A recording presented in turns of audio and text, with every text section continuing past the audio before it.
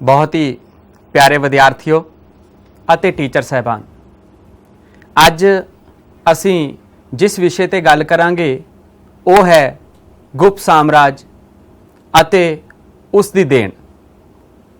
ਮੌਰੀਆ ਸਾਮਰਾਜ ਦੇ ਪਤਨ ਤੋਂ ਪਿੱਛੋਂ ਭਾਰਤ ਦੇ ਵਿੱਚ ਬਹੁਤ ਹੀ ਛੋਟੇ-ਛੋਟੇ ਰਾਜ ਕਾਇਮ ਹੋ ਗਏ ਸੀ। ਉਸ ਤੋਂ ਕਾਫੀ ਸਮੇਂ ਦੇ ਬਾਅਦ ਗੁਪਤ ਸਾਮਰਾਜ ਹੋਂਦ ਵਿੱਚ ਆਇਆ ਸੀ। गुप्त साम्राज की स्थापना चंद्रगुप्त मौर्य ने की सी और उस तो बाद उसदे असल जिहड़ी शुरुआत सी वो की सी समुद्रगुप्त ने और उस तो बाद चंद्रगुप्त विक्रमादित्य ने। गुप्त साम्राज के राजनीतिक समाजिक धार्मिक अवस्था इन्हां सारियां जिन्ने भी इन्हां दीयां अवस्थावां सी उन्हां दे बारे विस्तार विच जानन तो पहला सानू गुप्त साम्राज दे पिछोकड़ विच जाण दी लोड़ है कि उस समय किहड़ियां राजनीतिक चेंजिज आईयां सी, किहड़ियां राजनीतिक तब्दीलियां आईयां सी। तो सब तो पहला असीं उस दे बैकग्राउंड दे विच विद्यार्थियों जावांगे कि उस वेले की राजनीतिक पिछोकड़ सी। सब तो पहला असीं गल करदे हां शक्कां दे बारे कि जिवें कि तुसीं हुणे देखोगे स्लाइड दे उपर कि सब तो पहला सुंग वंश का उस वेले राज सीगा कि 184 ईस्वी पूर्व दे विच पुष्यमित्र सुंग मौर्य सम्राट बृहर्त का कतल करके राजा बन बैठा सी। उस तो बाद कन्ना वंश का राज आया। 72 ईस्वी पूर्व विच वासुदेव ने सुंग वंश के राजे देवभूति का कतल करके कन्ना वंश की नींह रखी सी। 28 ईस्वी पूर्व विच इस वंश का खात्मा हो गया सी। कन्ना वंश तो बाद आउंदा है यूनानिया का समा, जिन्होंने असीं ग्रीक्स भी कहने हैं कि दूजी सदी ईस्वी पूर्व दे विच बैक्ट्रिया दे यूनानिया ने भारत के उत्तर पश्चिमी प्रदेशों उत्ते हमले किए सन अते सिंध अते पंजाब दे उत्ते उन्होंने कब्जा कर लिया सी। जिस तरह ये तुम सामने देख रहे हो कि दो प्रसिद्ध हाकम डिमिट्रियस अते मिनांडर, ये दो उस समय दे यूनानिया दे ग्रीक्स दे बहुत ही प्रसिद्ध राजे सन। और ये विद्यार्थियों नीचे तुसी मैप देख रहे हो, ये सारा ग्रीक ईरा है। इस दे विच जिन्ना भी तुसी विच ये ऑरेंज शेडेड जिहड़ा एरिया देख रहे हो, ये सारा एरिया उस समय यूनानिया दे अधीन हुंदा सी। उस तो बाद अगे असीं चलदे हां तां असीं शक्कां दे राज दी गल करदे हां कि जिवें तुसीं उपर देख रहे हो कि पहली सदी ईस्वी पूर्व विच शक कबीलियां ने यूनानिया नूं हरा के बैक्ट्रिया अते पार्थियां उत्ते अधिकार कर लिया।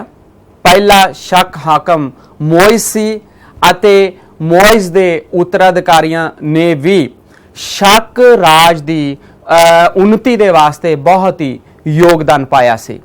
ये एक तरह के उस वेले कबीले हुंदे सन, इन्हां ने पहला उस समय के दौरान दे विच काफ़ी उन्नति ते ये शक राज नूं लै गए सी और बाद विच हौली हौली इन्हां दा भी पतन होना शुरू हो गया सी। नैक्सट असी गल करते हाँ शक्कां दे राज तो बाद। नैक्सट तुसीं देखोगे कि नैक्सट उस वेले जो राज सी वो विद्यार्थियों खारवेल दा राज सी, खारवेल दा कलिंग राज। जिवें कि तुसीं सामने ये देख रहे हो कि ये राजा खारवेल है और इस दे विच ये जिन्ना इंडिया दे विच तुसीं जिहड़ा येलो पार्ट देख रहे हो, ये सारा येलो पार्ट उस वेले नीचे देखो तुसीं जिवें कि खारवेल अंपायर है, ये सारा उस समय दा राज जो येलो पार्ट है ये खारवेल दा कलिंग राज सी। क्योंकि ये कलिंग राज पहला अशोक दे अंडर सी, इत्थे कलिंगा सी और जदों अशोक दे उत्तराधिकारी कमजोर हो गए सी तां खारवेल ने उसके उत्ते कब्जा कर लिया सी। कि पहली सदी ईस्वी पूर्व दे मध्य विच खारवेल नामी शक्तिशाली राजे दा कलिंग उत्ते राज सी। ਉਹ उड़ीसा का एक महान हाकम सी अते जैन धर्म का पैरोकार सी।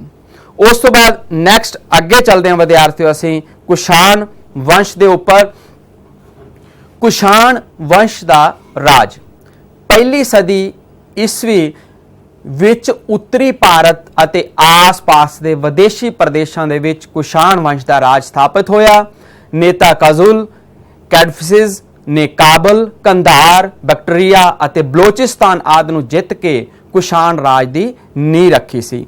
ਇਹ ਸਾਰਾ ਏਰੀਆ ਦੇਖੋ ਵਿਦਿਆਰਥੀਓ, ਇਹ ਉਸ ਵੇਲੇ ਕੁਸ਼ਾਨ ਵੰਸ਼ ਦੇ ਅਧੀਨ ਸੀ। ਉਹਨਾਂ ਵੱਲੋਂ ਬਣਾਇਆ ਗਿਆ ਇੱਕ ਜੋ ਕਿ ਇਮਾਰਤਕਾਰੀਆਂ ਨੇ ਕਿ ਪਹਾੜਾਂ ਨੂੰ ਕੱਟ ਕੇ ਉਹਨਾਂ ਨੇ ਆਪਣੇ ਲਈ ਸ਼ਹਿਰ ਬਣਾਏ ਹੋਏ ਸਨ, ਜੋ ਕਿ ਤੁਸੀਂ ਇਸ ਤਸਵੀਰ ਦੇ ਵਿੱਚ ਦੇਖ ਰਹੇ ਹੋ। ਕੁਸ਼ਾਨ ਵੰਸ਼ ਦਾ ਸਭ ਤੋਂ ਮਹਾਨ ਰਾਜਾ ਉਹ ਕਨਿਸ਼ਕ ਮੰਨਿਆ ਗਿਆ। ਅਸ਼ੋਕ ਮਹਾਨ ਤੋਂ ਪਿੱਛੋਂ ਗੁਪਤ ਕਾਲ ਤੱਕ ਕਿਸੇ ਵੀ ਹਾਕਮ ਨੂੰ ਇੰਨੀ ਪ੍ਰਸਿੱਧੀ ਨਹੀਂ ਮਿਲੀ ਸੀ ਜਿੰਨੀ ਕਿ ਇਹ ਕਨਿਸ਼ਕ ਨੂੰ ਉਸ ਵੇਲੇ ਪ੍ਰਾਪਤ ਹੋਈ ਸੀ। ਉਸ ਤੋਂ ਬਾਅਦ ਅੱਗੇ ਚੱਲਦੇ ਹਾਂ ਵਿਦਿਆਰਥੀਓ, ਅਸੀਂ ਨਾਗ ਵੰਸ਼ ਦਾ ਅੱਗੇ ਆਏਗਾ ਕਿ ਉਸ ਤੋਂ ਪਹਿਲਾਂ ਗੱਲ ਕਰਦੇ ਹਾਂ ਅਸੀਂ ਕਿ ਉਸ 78 ਈਸਵੀ ਤੱਕ ਉਹਨਾਂ ਨੇ ਉਸ ਵੇਲੇ ਰਾਜ ਕੀਤਾ ਸੀ ਔਰ ਮੌਤ ਤੋਂ ਪਿੱਛੋਂ ਉਸ ਤੋਂ ਬਾਅਦ ਵਿਮ ਕੈਟਫਿਸਿਸ ਰਾਜਾ ਬਣਿਆ ਸੀ। ਉਸਨੇ 78 ਈਸਵੀ ਤੋਂ 110 ਈਸਵੀ ਤੱਕ ਰਾਜ ਕੀਤਾ ਸੀ। ਜਿਵੇਂ ਕਿ ਆਪਾਂ ਹੁਣੇ ਗੱਲ ਕੀਤੀ ਹੈ ਕਿ ਕੁਸ਼ਾਨ ਵੰਸ਼ ਦਾ ਸਭ ਤੋਂ ਮਹਾਨ ਰਾਜਾ ਕਨਿਸ਼ਕ ਸੀਗਾ। 120 ਈਸਵੀ ਤੋਂ 162 ਈਸਵੀ ਤੱਕ ਉਸਨੇ ਸ਼ਾਸਨ ਕੀਤਾ ਸੀ। ਉਸ ਦਾ ਰਾਜ ਮੱਧ ਏਸ਼ੀਆ ਵਿੱਚ ਬੁਖਾਰਾ ਤੋਂ ਲੈ ਕੇ ਬਨਾਰਸ ਅਤੇ ਸਾਂਚੀ ਤੱਕ ਸੀ। ਇਹ ਵਿਦਿਆਰਥੀਓ ਉਸ ਵੇਲੇ ਦੀਆਂ ਮੋਹਰਾਂ ਹਨ ਜੋ ਉਸ ਵੇਲੇ ਉਹਨਾਂ ਦੇ ਵੱਲੋਂ ਜਾਰੀ ਕੀਤੀਆਂ ਗਿਆ ਸੀ, ਜਿਨ੍ਹਾਂ ਦੇ ਉੱਪਰ ਰਾਜੇ ਦੀ ਤਸਵੀਰ ਉਕਰੀ ਹੁੰਦੀ ਸੀ। ਔਰ ਉਸ ਤੋਂ ਬਾਅਦ ਅਸੀਂ ਅੱਗੇ ਚੱਲਦੇ ਹਾਂ ਨਾਗ ਵੰਸ਼। ਨਾਗ ਵੰਸ਼ ਦੀ ਅਸੀਂ ਗੱਲ ਕਰਦੇ ਹਾਂ ਤਾਂ ਉਸ ਵੇਲੇ ਕੁਸ਼ਾਨ ਰਾਜ ਦੇ ਪਤਨ ਤੋਂ ਪਿੱਛੋਂ ਭਾਰਤ ਵਿੱਚ ਬਹੁਤ ਛੋਟੇ-ਛੋਟੇ ਰਾਜ ਸਥਾਪਿਤ ਹੋ ਗਏ ਸੀ। ਉਹਨਾਂ ਵਿੱਚੋਂ ਕਈ ਤਾਂ ਰਾਜਤੰਤਰੀ ਸੀ ਔਰ ਕਈ ਗਣਤੰਤਰੀ ਰਾਜ ਸੀਗੇ। ਉੱਤਰੀ ਭਾਰਤ ਵਿੱਚ ਨਾਗ ਵੰਸ਼ ਦੇ ਛੋਟੇ-ਛੋਟੇ 9 ਰਾਜਤੰਤਰੀ ਰਾਜ ਕਾਇਮ ਹੋ ਗਏ ਸੀ, ਜਿਨ੍ਹਾਂ ਦੇ ਪ੍ਰਦੇਸ਼ ਬੁਲੰਦ ਸ਼ਹਿਰ, ਬਰੇਲੀ, ਮਥੁਰਾ, ਦੱਖਣੀ ਰਾਜਪੂਤਾਨਾ, ਮੱਧ ਭਾਰਤ, ਪੂਰਬੀ ਭਾਰਤ, ਪਦਮਾਵਤੀ, ਬੁੰਦੇਲਖੰਡ ਆਦਿ ਸਨ। ਉਸ ਤੋਂ ਬਾਅਦ ਨੈਕਸਟ ਹੈ ਵਿਦਿਆਰਥੀਓ ਵਾਕਾਟਕ ਰਾਜ। ਇਹ ਤੁਸੀਂ ਦੇਖੋ ਕਿ ਗੁਪਤਾ ਅੰਪਾਇਰ ਹੈ। ਉਸ ਤੋਂ ਬਾਅਦ ਇਹ ਏਰੀਆ ਵਿਦਿਆਰਥੀਓ ਵਾਕਾਟਕ, ਇਹ ਏਰੀਆ ਰਾਜ ਸੀਗਾ ਉਸ ਵੇਲੇ। ਦੱਖਣ ਦੇ ਵਿੱਚ ਨੀਚੇ ਅਸੀਂ ਦੇਖਦੇ ਹਾਂ ਤਾਂ ਦੱਖਣ ਦੇ ਉੱਪਰਲੇ ਪਾਸੇ ਇਹ ਵਾਕਾਟਕ ਰਾਜ, ਕਿਉਂਕਿ 3 ਸਦੀ ਦੇ ਅੰਤਿਮ ਭਾਗ ਦੇ ਵਿੱਚ ਮੱਧ ਭਾਰਤ ਅਤੇ ਦੱਖਣੀ ਭਾਰਤ ਦੇ ਉੱਤਰੀ ਪ੍ਰਦੇਸ਼ਾਂ ਦੇ ਵਿੱਚ ਇਹ ਪ੍ਰਦੇਸ਼ ਪ੍ਰਸਿੱਧ ਹੋਇਆ ਸੀ। ਇਸ ਦਾ ਮੋਢੀ ਵਿੰਧਿਆ ਸ਼ਕਤੀ ਸੀ। ਉਸ ਦੇ ਪਿੱਛੋਂ ਪਰਵਰਸੇਨ, ਰੁਦਰਸੇਨ ਪਹਿਲਾ, ਪ੍ਰਿਥਵੀਸੇਨ ਅਤੇ ਰੁਦਰਸੇਨ ਦੂਜਾ ਇਸ ਰਾਜਵੰਸ਼ ਦੇ ਵਾਕਾਟਕ ਰਾਜਵੰਸ਼ ਦੇ ਪ੍ਰਸਿੱਧ ਰਾਜੇ ਰਹੇ ਸਨ। ਉਸ ਤੋਂ ਬਾਅਦ ਅੱਗੇ ਚੱਲਦੇ ਹਾਂ ਵਿਦਿਆਰਥੀਓ ਕਿ ਉਸ ਵੇਲੇ ਗਣਤੰਤਰੀ ਕਬੀਲਿਆਂ ਦੇ ਰਾਜ, ਰਿਪਬਲਿਕਨ ਟ੍ਰਾਈਬਲ ਸਟੇਟਸ। ਕੁਸ਼ਾਨ ਰਾਜ ਦੇ ਪਤਨ ਉਪਰੰਤ ਪੰਜਾਬ ਅਤੇ ਰਾਜਪੂਤਾਨਾ ਦੇ ਵੱਖ-ਵੱਖ ਭਾਗਾਂ ਵਿੱਚ ਮਾਲਵ, ਅਰਜੁਨਾਇਨ, ਯੁਧੇ, ਅਭੀਰ, ਮਦਰਕ ਆਦਿ ਗਣਤੰਤਰੀ ਕਬੀਲਿਆਂ ਦੇ ਰਾਜ ਸਥਾਪਿਤ ਹੋਏ ਸਨ। ਸਮੁੰਦਰ ਗੁਪਤ ਨੇ ਇਹਨਾਂ ਨੂੰ ਆਪਣੇ ਰਾਜ ਦੇ ਵਿੱਚ ਸ਼ਾਮਿਲ ਕਰ ਲਿਆ ਸੀ। ਇਹ ਉਸ ਵੇਲੇ ਦੇ ਕਬੀਲੇ ਦੇ ਲੋਕ ਉਸ ਵੇਲੇ ਦੇ ਦਿਖਾਏ ਗਏ ਹਨ। ਉਸ ਤੋਂ ਬਾਅਦ ਨੈਕਸਟ ਹੈ ਸਾਡੇ ਕੋਲ ਸਤਵਾਹਨ ਰਾਜ। ਸਤਵਾਹਨ ਰਾਜ, ਇਹ ਦੇਖੋ ਵਿਦਿਆਰਥੀਓ, ਇਹ ਮੈਪ ਦੇ ਵਿੱਚ ਅਲੱਗ-ਅਲੱਗ ਅੰਪਾਇਰ, ਅਲੱਗ-ਅਲੱਗ ਰਾਜਵੰਸ਼ ਦਿਖਾਏ ਗਏ ਹਨ। ਇਹ ਇੰਡੀਆ ਹੈ, ਇਸ ਦੇ ਵਿੱਚ ਇਹ ਹਿਮਾਲਿਆ ਸ਼ੋ ਹੋ ਰਿਹਾ ਹੈ ਔਰ ਇਹ ਕੁਸ਼ਾਨ ਅੰਪਾਇਰ ਹੈ। ਠੀਕ ਹੈ ਜੀ। ਇਸੇ ਤਰ੍ਹਾਂ ਇਹ ਸ਼ਕ ਹਨ ਔਰ ਤੁਸੀਂ ਇੱਥੇ ਨੀਚੇ ਦੇਖੋ ਇਹ ਪਾਂਡਿਆ ਕਿੰਗਡਮ ਹੈ, ਚੋਲਾ ਕਿੰਗਡਮ ਹੈ, ਜੋ ਕਿ ਅੱਗੇ ਅਸੀਂ ਕਰਾਂਗੇ। ਇਹ ਜੋ ਡਾਰਕ ਗ੍ਰੀਨ ਏਰੀਆ ਤੁਸੀਂ ਦੇਖ ਰਹੇ ਹੋ, ਇਹ ਸਤਵਾਹਨ ਰਾਜ ਹੈ। ਉਸ ਵੇਲੇ ਮੌਰੀਆ ਸਾਮਰਾਜ ਦੇ ਪਤਨ ਤੋਂ ਪਿੱਛੋਂ ਵਿੰਧਿਆ ਪਰਬਤ ਤੋਂ ਪਾਰ ਦੱਖਣੀ ਪ੍ਰਦੇਸ਼ਾਂ ਦੇ ਵਿੱਚ ਇਹ ਸਤਵਾਹਨ ਰਾਜ ਸਥਾਪਿਤ ਹੋਇਆ ਸੀ। ਇਸ ਨੂੰ ਅੰਦਰ ਵੀ ਕਿਹਾ ਜਾਂਦਾ ਸੀ। ਇਸ ਵੰਸ਼ ਦੇ ਮੋਢੀ ਸਿਮੁਕ ਸੀ, ਪਰੰਤੂ ਇਸ ਵੰਸ਼ ਦਾ ਸਭ ਤੋਂ ਪ੍ਰਸਿੱਧ ਰਾਜਾ ਉਹ ਗੌਤਮੀ ਪੁੱਤਰ ਸ਼ਾਤਕਰਣੀ ਸੀ। ਔਰ ਇਸ ਰਾਜਵੰਸ਼ ਦੇ ਬਾਰੇ ਜਦੋਂ ਅਸੀਂ ਗੱਲ ਕਰਦੇ ਹਾਂ ਤਾਂ ਇਸ ਰਾਜਵੰਸ਼ ਦਾ ਕਾਫੀ ਦੇਰ ਦੇ ਬਾਅਦ ਪਤਨ ਹੋਣਾ ਸ਼ੁਰੂ ਹੋ ਗਿਆ ਸੀ, ਕਿਉਂਕਿ ਉਸ ਵੇਲੇ ਹੋਰ ਛੋਟੇ-ਛੋਟੇ ਰਾਜ ਵੀ ਕਾਇਮ ਸਨ। ਬਾਅਦ ਦੇ ਵਿੱਚ ਜਾ ਕੇ ਗੁਪਤ ਸਾਮਰਾਜ ਜੋ ਕਿ ਪੂਰੇ ਲਗਭਗ ਭਾਰਤ ਦੇ ਵਿੱਚ ਉਹ ਫੈਲਿਆ ਹੋਇਆ ਸੀ। ਉਸ ਤੋਂ ਬਾਅਦ ਅੱਗੇ ਚੱਲਦੇ ਹਾਂ ਵਿਦਿਆਰਥੀਓ ਅਸੀਂ ਦੱਖਣ ਦੇ ਹੋਰ ਰਾਜ। ਚੌਲ, ਪਾਂਡਿਆ ਅਤੇ ਚੇਰ ਰਾਜ ਸਨ।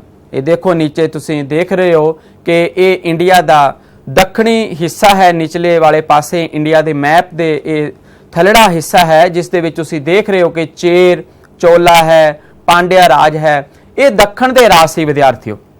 शतवाहन राज के पतन पिछों 3 सदी ईस्वी विच पल्लव वंश का उत्थान होया सी और राजधानी उसकी कांची से। और इस तो बिना वाकाटक, इक्ष्वाकु, कदंब, अभीर आदि राजां दा दक्षिण दे विच उत्थान होया सी।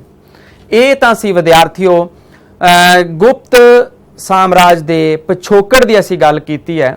ਉਸ ਤੋਂ ਬਾਅਦ ਹੁਣ ਅਸੀਂ ਸੋਰਸਿਸ ਤੇ ਚੱਲਾਂਗੇ ਕਿ ਗੁਪਤ ਕਾਲ ਦੇ ਕਿਹੜੇ ਉਹ ਸੋਮੇ ਸਨ ਜਿਨ੍ਹਾਂ ਤੋਂ ਸਾਨੂੰ ਗੁਪਤ ਕਾਲ ਦੇ ਬਾਰੇ ਜਾਣਕਾਰੀ ਮਿਲਦੀ ਹੈ ਕਿ main sources of the Gupta age. ਸਭ ਤੋਂ ਪਹਿਲਾਂ ਹੈ ਇਤਿਹਾਸਿਕ ਅਤੇ ਅਰਧ ਇਤਿਹਾਸਿਕ ਸਾਹਿਤ। ਜਿਵੇਂ ਕਿ ਤੁਸੀਂ ਦੇਖ ਰਹੇ ਹੋ ਕਿ ਗੁਪਤ ਕਾਲ ਦੇ ਵਿੱਚ ਉਸ ਵੇਲੇ ਕਈ ਇਤਿਹਾਸਿਕ ਗ੍ਰੰਥ ਅਤੇ ਨਾਟਕ ਆਦਿ ਲਿਖੇ ਗਏ ਸੀ, ਜਿਨ੍ਹਾਂ ਵਿੱਚੋਂ ਵਿਜਿਕ ਦਾ ਕੁਮਦੀ ਮਹੇਤਸਵ, ਵਿਸ਼ਾਪਦਾਸ ਦਾ ਨਾਟਕ ਚੰਦਰਗੁਪਤਮ, ਕਾਲੀਦਾਸ ਦੀਆਂ ਰਚਨਾਵਾਂ ਸ਼ਕੁੰਤਲਾ, ਵਿਕਰਮ ਉਰਵਸ਼ੀ, ਰਘੁਵੰਸ਼, ਕੁਮਾਰ ਸੰਭਵ ਅਤੇ ਮੇਘਦੂਤ, ਬਾਣ ਭੱਟ ਦਾ ਹਰਿਸ਼ਚਰਿਤ, ਕਮੰਦਰ, ਨੀਤੀ ਸ਼ਾਸਤਰ ਆਦਿ ਖਾਸ ਤੌਰ ਤੇ ਇਹ ਵਰਣਨਯੋਗ ਹਨ। ਵਿਦਿਆਰਥੀਓ ਪ੍ਰੀਖਿਆ ਦੇ ਵਿੱਚ ਕਈ ਵਾਰ ਤੁਹਾਨੂੰ ਆਬਜੈਕਟਿਵ ਟਾਈਪ ਕੁਐਸਚਨ ਪੁੱਛੇ ਜਾਂਦੇ ਨੇ 1 ਮਾਰਕਸ ਵਾਲੇ। ਉਸ ਦੇ ਵਿੱਚ ਇਹ ਪੁੱਛ ਲਿਆ ਜਾਂਦਾ ਹੈ ਕਈ ਵਾਰ ਕਿ ਕਾਲੀਦਾਸ ਦੀਆਂ ਰਚਨਾਵਾਂ ਦੇ ਨਾਮ ਦੱਸੋ ਜਾਂ ਮੇਘਦੂਤ, ਸ਼ਕੁੰਤਲਾ ਇਹ ਰਚਨਾਵਾਂ ਕਿਸ ਦੀਆਂ ਲਿਖੀਆਂ ਹੋਈਆਂ ਹਨ। ਤਾਂ ਇਹ ਤੁਹਾਨੂੰ ਪ੍ਰੀਖਿਆ ਦੇ ਪੱਖ ਤੋਂ ਵੀ ਇੰਪੋਰਟੈਂਟ ਹੈ। ਤੁਸੀਂ ਇੰਪੋਰਟੈਂਟ ਪੁਆਇੰਟਸ ਜਿਹੜੇ ਉਹ ਆਪਣੇ ਨੋਟਬੁੱਕ ਤੇ ਨੋਟ ਕਰਦੇ ਜਾਣੇ ਹਨ। ਸੈਕੰਡ ਪੁਆਇੰਟ ਅਸੀਂ ਅੱਗੇ ਚੱਲਦੇ ਹਾਂ, ਧਾਰਮਿਕ ਸਾਹਿਤ, ਰਿਲੀਜੀਅਸ ਲਿਟਰੇਚਰ। ਜਿਵੇਂ ਕਿ ਤੁਸੀਂ ਦੇਖ ਰਹੇ ਹੋ ਰਿਲੀਜੀਅਸ ਲਿਟਰੇਚਰ ਦੇ ਬਾਰੇ ਕਿ ਗੁਪਤ ਕਾਲ ਦੇ ਧਾਰਮਿਕ ਸਾਹਿਤ ਵਿੱਚ ਪੁਰਾਣਾਂ ਨੂੰ ਸਭ ਤੋਂ ਮਹੱਤਵਪੂਰਨ ਸਥਾਨ ਪ੍ਰਾਪਤ ਹੈ। ਮੰਨਿਆ ਜਾਂਦਾ ਹੈ ਕਿ ਉਸ ਵੇਲੇ 18 ਪੁਰਾਣਾਂ ਵਿੱਚੋਂ ਵਧੇਰੇ ਪੁਰਾਣ ਗੁਪਤ ਕਾਲ ਦੇ ਵਿੱਚ ਹੀ ਲਿਖੇ ਗਏ ਸਨ ਕਿ 18 ਪੁਰਾਣਾਂ ਵਿੱਚੋਂ ਵਧੇਰੇ ਪੁਰਾਣ ਉਹ ਗੁਪਤ ਕਾਲ ਦੇ ਵਿੱਚੋਂ ਹੀ ਲਿਖੇ ਗਏ ਸਨ। ਇਹਨਾਂ ਦੀ ਡੂੰਘੀ ਘੋਖ ਕਰਨ ਨਾਲ ਸਾਨੂੰ ਗੁਪਤ ਰਾਜਾਂ ਦੇ ਜੀਵਨ, ਉਹਨਾਂ ਦੇ ਰਾਜਾਂ ਦੀਆਂ ਹੱਦਾਂ ਦੇ ਬਾਰੇ ਔਰ ਉਹਨਾਂ ਦੇ ਸ਼ਾਸਨ ਪ੍ਰਬੰਧ ਅਤੇ ਉਹਨਾਂ ਦੇ ਸਮੇਂ ਦੇ ਦੂਸਰੇ ਰਾਜਾਂ ਅਤੇ ਗੁਪਤਕਾਲੀਨ ਭਾਰਤ ਦੀ ਸਮਾਜਿਕ, ਆਰਥਿਕ ਅਤੇ ਧਾਰਮਿਕ ਅਵਸਥਾ ਬਾਰੇ ਬਹੁਮੁੱਲੀ ਜਾਣਕਾਰੀ ਸਾਨੂੰ ਪ੍ਰਾਪਤ ਹੁੰਦੀ ਹੈ। ਉਸ ਤੋਂ ਬਾਅਦ ਨੈਕਸਟ ਹੈ ਅਭਿਲੇਖ। ਇਨਸਕ੍ਰਿਪਸ਼ਨਸ ਦੇ ਬਾਰੇ ਜੋ ਅਸੀਂ ਗੱਲ ਕਰਦੇ ਹਾਂ ਅਭਿਲੇਖ, ਤਾਂ ਗੁਪਤ ਕਾਲ ਦੇ ਅਭਿਲੇਖਾਂ ਵਿੱਚੋਂ ਹਰੀ ਸੇਨ ਦਾ ਇਲਾਹਾਬਾਦ ਦਾ ਸਤੰਭ ਲੇਖ ਵਿਸ਼ੇਸ਼ ਮਹੱਤਵ ਰੱਖਦਾ ਹੈ। ਇਸ ਤੋਂ ਸਾਨੂੰ ਸਮੁੰਦਰਗੁਪਤ ਦੀਆਂ ਜਿੱਤਾਂ ਅਤੇ ਹੋਰ ਸਫਲਤਾਵਾਂ ਬਾਰੇ ਬਹੁਤ ਹੀ ਜਾਣਕਾਰੀ ਮਿਲਦੀ ਹੈ ਔਰ ਇਸ ਤਰ੍ਹਾਂ ਏਰਨ ਦਾ ਸ਼ਿਲਾ ਲੇਖ, ਉਦੈਗਿਰੀ ਦੇ ਗੁਫਾ ਲੇਖ ਆਦਿ ਤੋਂ ਵੀ ਸਾਨੂੰ ਮਹੱਤਵਪੂਰਨ ਜਾਣਕਾਰੀ ਪ੍ਰਾਪਤ ਹੁੰਦੀ ਹੈ। ਉਸ ਤੋਂ ਬਾਅਦ ਅਸੀਂ ਅੱਗੇ ਚੱਲਦੇ ਹਾਂ ਸਿੱਕੇ, ਕੁਆਇਨਸ। ਸਿੱਕੇ ਗੁਪਤ ਕਾਲ ਦੇ ਇਤਿਹਾਸ ਦਾ ਇੱਕ ਮਹੱਤਵਪੂਰਨ ਸੋਮਾ ਨੇ। ਦੇਖੋ ਤੁਸੀਂ ਸਿੱਕੇ ਦੇਖ ਰਹੇ ਹੋ ਵਿਦਿਆਰਥੀਓ ਕਿ ਇਹਨਾਂ ਸਿੱਕਿਆਂ ਤੋਂ ਸਾਨੂੰ ਉਸ ਸਮੇਂ ਦੇ ਬਾਰੇ ਮਹੱਤਵਪੂਰਨ ਜਾਣਕਾਰੀ ਮਿਲਦੀ ਹੈ, ਉਹਨਾਂ ਦੇ ਰਾਜਿਆਂ ਦੇ ਬਾਰੇ, ਉਸ ਦੇ ਉੱਪਰ, ਕਿਉਂਕਿ ਸਿੱਕਿਆਂ ਦੇ ਉੱਪਰ ਰਾਜੇ ਅਕਸਰ ਆਪਣੀਆਂ ਤਸਵੀਰਾਂ, ਉਹ ਆਪਣੀਆਂ ਪਦਵੀਆਂ, ਰਾਜਿਆਂ ਦੇ ਨਾਮ ਉਕਰੇ ਹੁੰਦੇ ਸਨ ਉਸ ਵੇਲੇ, ਉਹਨਾਂ ਦੇ ਬਾਰੇ ਸਾਨੂੰ ਜਾਣਕਾਰੀ ਇਹ ਮਿਲਦੀ ਹੈ। ਉਸ ਤੋਂ ਬਾਅਦ ਨੈਕਸਟ ਪੁਆਇੰਟ ਹੋਇਆ ਸਾਡੇ ਕੋਲ ਭਵਨ ਅਤੇ ਕਲਾਕ੍ਰਿਤੀਆਂ, ਜਿਸ ਨੂੰ ਅਸੀਂ ਕਹਿ ਸਕਦੇ ਹਾਂ ਕਿ buildings and works of art. ਗੁਪਤ ਕਾਲ ਦੇ ਭੁਮਰਾ, ਦੇਵਗੜ੍ਹ, ਪਿਥਰੀਗਾਮ, ਤਿਗਾਵਾ ਸਥਾਨਾਂ ਦੇ ਮੰਦਰ, ਇਹਨਾਂ ਇਲਾਕਿਆਂ ਤੋਂ ਸਾਨੂੰ ਉਸ ਵੇਲੇ ਦੇ ਜਿਹੜੇ ਭਵਨ ਬਣੇ ਹੋਏ ਸਨ ਜਾਂ ਕਲਾਕ੍ਰਿਤੀਆਂ ਸਨ, ਸਾਨੂੰ ਉਹਨਾਂ ਤੋਂ ਵੀ ਉਸ ਸਮੇਂ ਦੇ ਬਾਰੇ ਜਾਣਕਾਰੀ ਪ੍ਰਾਪਤ ਹੁੰਦੀ ਹੈ। ਔਰ ਉਸ ਤੋਂ ਇਲਾਵਾ ਸ਼ਿਲਪ ਕਲਾ ਵੀ ਬਹੁਤ ਉੱਨਤੀ ਤੇ ਸੀ। ਨੈਕਸਟ ਅਸੀਂ ਚੱਲਦੇ ਹਾਂ ਚੀਨੀ ਯਾਤਰੀਆਂ ਦੇ ਬਿਰਤਾਂਤ। ਉਸ ਵੇਲੇ ਜੋ ਚਾਈਨੀਜ਼ ਟਰੈਵਲਰਸ ਆਏ ਸੀਗੇ, ਉਹਨਾਂ ਨੇ ਆਪਣੇ ਬਿਰਤਾਂਤਾਂ ਦੇ ਵਿੱਚ ਇਹ ਲਿਖਿਆ ਹੋਇਆ ਹੈ ਕਿ ਜਿਵੇਂ ਕਿ ਫਾਹੀਯਾਨ ਉਹ ਪਹਿਲਾ ਚੀਨੀ ਯਾਤਰੀ ਸੀ। ਤੁਸੀਂ ਦੇਖ ਰਹੇ ਹੋ ਇੱਥੇ ਫਾਹੀਯਾਨ ਨੂੰ, ਜੋ ਕਿ ਪਹਿਲਾ ਚੀਨੀ ਯਾਤਰੀ ਸੀ। ਉਹ 5ਵੀਂ ਸਦੀ ਦੇ ਆਰੰਭ ਵਿੱਚ ਭਾਰਤ ਆਇਆ ਸੀ ਔਰ ਕਈ ਵਰ੍ਹਿਆਂ ਤੱਕ ਉਹ ਭਾਰਤ ਵਿੱਚ ਰਿਹਾ ਸੀ। ਵਿਦਿਆਰਥੀਓ ਤੁਹਾਨੂੰ ਪ੍ਰੀਖਿਆ ਦੇ ਵਿੱਚ ਪੁੱਛਿਆ ਜਾ ਸਕਦਾ ਹੈ ਕਿ ਉਹ ਕਿਹੜਾ ਚੀਨੀ ਯਾਤਰੀ ਸੀ ਜਿਹੜਾ ਗੁਪਤ ਕਾਲ ਦੇ ਸਮੇਂ ਭਾਰਤ ਵਿੱਚ ਆਇਆ ਸੀ। ਤਾਂ ਤੁਸੀਂ ਇਹ ਦੱਸ ਸਕਦੇ ਹੋ ਕਿ ਉਹ ਫਾਹੀਯਾਨ ਸੀ ਜੋ 5ਵੀਂ ਸਦੀ ਦੇ ਵਿੱਚ ਭਾਰਤ ਦੇ ਵਿੱਚ ਆਇਆ ਸੀ ਔਰ ਉਹ ਕਈ ਵਰ੍ਹਿਆਂ ਤੱਕ ਭਾਰਤ ਦੇ ਵਿੱਚ ਰਿਹਾ ਸੀ। ਉਸਨੇ ਗੁਪਤ ਕਾਲ ਦੇ ਬਾਰੇ ਬਹੁਤ ਹੀ ਵਿਸਥਾਰਪੂਰਵਕ ਜਾਣਕਾਰੀ ਦਿੱਤੀ ਹੈ ਹਰ ਪਹਿਲੂਆਂ ਦੇ ਉੱਤੇ। ਇਸੇ ਤਰ੍ਹਾਂ ਹੋਰ ਵੀ ਕਈ ਯਾਤਰੀ ਉਸ ਵੇਲੇ ਜਿਵੇਂ ਕਿ ਹਿਊਨ ਸਾਂਗ ਇਹ ਵੀ ਉਸ ਵੇਲੇ ਭਾਰਤ ਦੇ ਵਿੱਚ ਆਇਆ ਸੀ, ਜਿਨ੍ਹਾਂ ਦੇ ਬਰਤਾਂਤਾਂ ਤੋਂ ਸਾਨੂੰ ਗੁਪਤ ਕਾਲ ਦੇ ਬਾਰੇ ਮਹੱਤਵਪੂਰਨ ਜਾਣਕਾਰੀ ਪ੍ਰਾਪਤ ਹੁੰਦੀ ਆ। ਤਾਂ ਇਸ ਤਰ੍ਹਾਂ ਅਸੀਂ ਦੇਖ ਰਹੇ ਹਾਂ ਵਿਦਿਆਰਥੀਓ ਕਿ ਇਹ ਬੜੇ ਅੱਛੇ ਸੋਰਸ ਸਨ ਸਾਡੇ ਕੋਲ ਉਸ ਵੇਲੇ ਦੇ, ਉਹ ਐਸੇ ਸੋਮੇ ਸਨ, ਐਸੇ ਸਰੋਤ ਸਨ, ਐਸੇ ਸਾਧਨ ਸਨ ਜਿਨ੍ਹਾਂ ਤੋਂ ਸਾਨੂੰ ਗੁਪਤ ਕਾਲ ਦੇ ਬਾਰੇ ਜਾਣਕਾਰੀ ਮਿਲਦੀ ਹੈ। ਹਿਊਨ ਸਾਂਗ ਅਤੇ ਸਿੰਘ ਵੀ 7ਵੀਂ ਸਦੀ ਦੇ ਵਿੱਚ ਭਾਰਤ ਆਏ ਸਨ। ਤਾਂ ਇਹ ਤਾਂ ਸਨ ਵਿਦਿਆਰਥੀਓ ਸਾਡੇ ਕੋਲ ਸੋਰਸਿਸ ਜਿਨ੍ਹਾਂ ਤੋਂ ਸਾਨੂੰ ਜਾਣਕਾਰੀ ਮਿਲਦੀ ਹੈ। ਅੱਗੇ ਅਸੀਂ ਚੱਲਦੇ ਹਾਂ ਗੁਪਤ ਸਾਮਰਾਜ ਦੀ ਸਥਾਪਨਾ ਅਤੇ ਵਿਸਥਾਰ। ਮਹਾਨ ਗੁਪਤ ਸਮਰਾਟਾਂ ਦੇ ਪੂਰਵਜਾਂ ਵਿੱਚੋਂ ਪਹਿਲਾ ਨਾਮ ਜੋ ਸਾਨੂੰ ਪ੍ਰਾਪਤ ਹੁੰਦਾ ਹੈ ਉਹ ਸ਼੍ਰੀ ਗੁਪਤ ਦਾ ਹੁੰਦਾ ਹੈ, ਪਰ ਚੰਦਰਗੁਪਤ ਪਹਿਲੇ ਨੂੰ ਅਸੀਂ ਗੁਪਤ ਸਾਮਰਾਜ ਦਾ ਮੋਢੀ ਮੰਨਦੇ ਹਾਂ। ਉਸ ਦੇ ਰਾਜ ਦੇ ਵਿੱਚ ਗੰਗਾ, ਪ੍ਰਯਾਗ, ਸਾਕੇਤ ਅਤੇ ਮਗਧ ਦੇ ਪ੍ਰਦੇਸ਼ ਸ਼ਾਮਿਲ ਸਨ। ਮਹਾਰਾਜਾ ਅਧਿਰਾਜ ਦੀ ਉਪਾਧੀ ਉਹਨਾਂ ਨੇ ਲਈ ਹੋਈ ਸੀ, ਧਾਰਨ ਕੀਤੀ ਹੋਈ ਸੀ। ਲਿਸ਼ਵੀ ਵੰਸ਼ ਦੀ ਕੁਮਾਰ ਦੇਵੀ ਨਾਲ ਉਹਨਾਂ ਦਾ ਵਿਆਹ ਹੋਇਆ ਸੀ। ਉਹਨਾਂ ਨੇ 320 ਈਸਵੀ ਤੋਂ 335 ਈਸਵੀ ਤੱਕ ਰਾਜ ਕੀਤਾ ਸੀ। ਨੈਕਸਟ ਅਸੀਂ ਚੱਲਦੇ ਹਾਂ ਅੱਗੇ ਸਮੁੰਦਰ ਗੁਪਤ ਦੀਆਂ ਜਿੱਤਾਂ, ਗੁਪਤ ਸਾਮਰਾਜ ਦੀ ਸਥਾਪਨਾ ਤੇ ਵਿਸਥਾਰ। ਵਿਦਿਆਰਥੀਓ ਇਹ ਸਮੁੰਦਰ ਗੁਪਤ ਅਸਲ ਦੇ ਵਿੱਚ ਸਮੁੰਦਰ ਗੁਪਤ ਅਤੇ ਚੰਦਰਗੁਪਤ ਵਿਕਰਮਾਦਿੱਤਿਆ ਨੂੰ ਹੀ ਗੁਪਤ ਸਾਮਰਾਜ ਦਾ ਅਸਲੀ ਵਿਸਥਾਰ ਕਰਨ ਦਾ ਜਿਹੜਾ ਸਿਹਰਾ ਉਹ ਪ੍ਰਾਪਤ ਹੈ, ਕਿਉਂਕਿ ਸਮੁੰਦਰ ਗੁਪਤ 335 ਈਸਵੀ ਤੋਂ 375 ਈਸਵੀ ਤੱਕ ਉਹ ਰਾਜਗੱਦੀ ਤੇ ਬੈਠੇ ਸਨ। ਇਹਨਾਂ 40 ਸਾਲਾਂ ਦੇ ਵਿੱਚ ਉਹਨਾਂ ਨੇ ਬਹੁਤ ਸਾਰੀਆਂ ਜਿੱਤਾਂ ਪ੍ਰਾਪਤ ਕਰਕੇ ਗੁਪਤ ਸਾਮਰਾਜ ਦੀ ਬਹੁਤ ਵੱਡੇ ਪੈਮਾਨੇ ਤੇ ਉਹਨਾਂ ਨੇ ਸਥਾਪਨਾ ਕਰ ਦਿੱਤੀ ਸੀ। ਔਰ ਉਹਨਾਂ ਦੀ ਅੱਗੇ ਜਿੱਤਾਂ ਦੀ ਗੱਲ ਕਰਦੇ ਹਾਂ ਤਾਂ ਪਹਿਲਾ ਹੈ ਆਰਿਆਵਰਤ ਜਾਂ ਉੱਤਰੀ ਭਾਰਤ ਦੀ ਜਿੱਤ। ਉਹਨਾਂ ਨੇ ਉਸ ਵੇਲੇ ਕਿਉਂਕਿ ਨਾਗਵੰਸ਼ ਦੇ 9 ਰਾਜਿਆਂ ਨੇ ਮਿਲ ਕੇ ਉਹਨਾਂ ਦੇ ਵਿਰੁੱਧ ਗੁੱਟ ਬਣਾ ਲਿਆ ਸੀ, ਔਰ ਉਸ ਵੇਲੇ ਸਮੁੰਦਰਗੁਪਤ ਨੇ ਉਹਨਾਂ 9 ਰਾਜਿਆਂ ਨੂੰ ਹਰਾ ਕੇ ਆਰਿਆਵਰਤ ਦੇ ਉੱਤੇ, ਜਾਂ ਇਸ ਨੂੰ ਉੱਤਰੀ ਭਾਰਤ ਵੀ ਅਸੀਂ ਕਹਿ ਸਕਦੇ ਹਾਂ, ਕਿ ਉਸ ਦੇ ਉੱਪਰ ਜਿੱਤ ਪ੍ਰਾਪਤ ਕਰ ਲਈ ਸੀ। ਇਸੇ ਤਰ੍ਹਾਂ ਨੈਕਸਟ ਹੈ ਦੱਖਣੀ ਭਾਰਤ ਦੀ ਜਿੱਤ। ਦੱਖਣੀ ਭਾਰਤ ਦੇ ਵਿੱਚ ਉਸ ਵੇਲੇ ਕੌਸ਼ਲ ਰਾਜ ਨੂੰ ਜਿੱਤਿਆ। ਉਸ ਤੋਂ ਬਾਅਦ ਉੜੀਸਾ, ਕਾਂਚੀ, ਇਹਨਾਂ ਸਾਰੇ ਇਲਾਕਿਆਂ ਤੇ ਸਮੁੰਦਰਗੁਪਤ ਨੇ ਜਿੱਤ ਪ੍ਰਾਪਤ ਕੀਤੀ ਸੀ। ਇਸੇ ਤਰ੍ਹਾਂ ਅੱਗੇ ਅਸੀਂ ਚੱਲਦੇ ਹਾਂ ਤਾਂ ਸੀਮਾਂਤ ਰਾਜਿਆਂ ਦੇ ਕਬੀਲਿਆਂ ਦੀ ਅਧੀਨਤਾ। ਉਸ ਵੇਲੇ ਪੂਰਬ ਦੇ ਵਿੱਚ ਸਮਤਟ ਜਿਸ ਨੂੰ ਦੱਖਣੀ ਪੂਰਬੀ ਬੰਗਾਲ ਕਿਹਾ ਜਾਂਦਾ ਹੈ, ਇਸੇ ਤਰ੍ਹਾਂ ਡਵਾਕ ਜਿਸ ਨੂੰ ਢਾਕਾ ਕਿਹਾ ਜਾਂਦਾ ਹੈ, ਕਾਮਰੂਪ ਜਿਸ ਨੂੰ ਆਸਾਮ ਕਿਹਾ ਜਾਂਦਾ ਹੈ, ਅਤੇ ਨੇਪਾਲ ਦੇ ਰਾਜਾਂ ਨੇ ਉਸ ਦੀ ਅਧੀਨਤਾ ਸਵੀਕਾਰ ਕਰ ਲਈ ਸੀ। ਉਸ ਤੋਂ ਬਾਅਦ ਨੈਕਸਟ ਹੈ ਜੰਗਲੀ ਜਾਤੀਆਂ ਦਾ ਦਮਨ। ਇਲਾਹਾਬਾਦ ਦਾ ਜਿਹੜਾ ਸਤੰਭ ਲੇਖ ਹੈ ਵਿਦਿਆਰਥੀਓ, ਉਸ ਤੋਂ ਪਤਾ ਲੱਗਦਾ ਹੈ ਕਿ ਸਮੁੰਦਰਗੁਪਤ ਨੇ ਕੁਝ ਜੰਗਲੀ ਜਾਤੀਆਂ ਦਾ ਵੀ ਦਮਨ ਕੀਤਾ ਸੀ। ਨੈਕਸਟ ਪੁਆਇੰਟ ਹੈ ਸਾਡੇ ਕੋਲ ਵਿਦੇਸ਼ੀ ਸ਼ਕਤੀਆਂ ਨਾਲ ਸੰਬੰਧ। ਉਸ ਵੇਲੇ ਜਿਹੜੀਆਂ ਫੋਰਨ ਦੀਆਂ ਪਾਵਰ ਸੀ, ਜਿਵੇਂ ਕਿ ਕੁਸ਼ਾਣ ਅਤੇ ਪੱਛਮੀ ਭਾਰਤ ਦੇ ਸ਼ਕਾਂ ਨੇ ਉਸ ਦੇ ਦਰਬਾਰ ਵਿੱਚ ਦੂਤ ਭੇਜੇ ਸੀ, ਔਰ ਲੰਕਾ ਦੇ ਰਾਜੇ ਮੇਘਵਰਮਨ ਨੇ ਵੀ ਦੂਤਾਂ ਰਾਹੀਂ ਭੇਟਾ ਭੇਜੀ ਸੀ। ਇਸ ਤਰ੍ਹਾਂ ਸਾਨੂੰ ਪਤਾ ਲੱਗਦਾ ਹੈ ਕਿ ਸਮੁੰਦਰਗੁਪਤ ਦੇ ਵਿਦੇਸ਼ੀ ਸ਼ਕਤੀਆਂ ਨਾਲ ਵੀ ਬੜੇ ਚੰਗੇ ਸੰਬੰਧ ਸਨ। ਨੈਕਸਟ ਹੈ ਅਸ਼ਵਮੇਧ ਯੱਗ।